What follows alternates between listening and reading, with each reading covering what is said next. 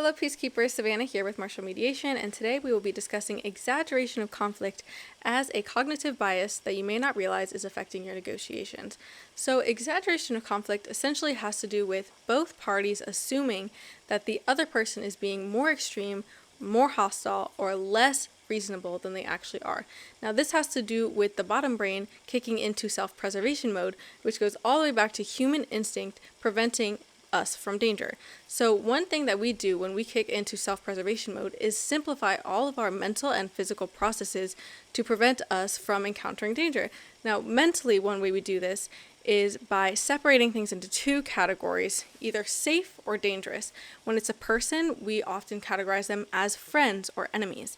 If it is an issue, sometimes we categorize them as being wins or losses.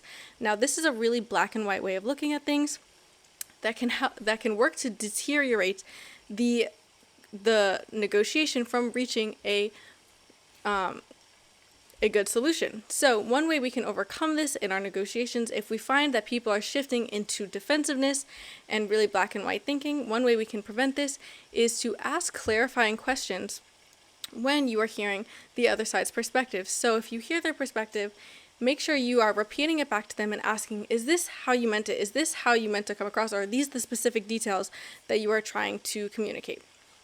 This is one way to prevent miscommunication and to prevent black and white thinking in a negotiation. So I hope you learned something today, and there are actually 8 other types of cognitive biases that you may not realize are affecting your negotiation. So if you want to learn more, stay tuned for the next video, and happy peacekeeping.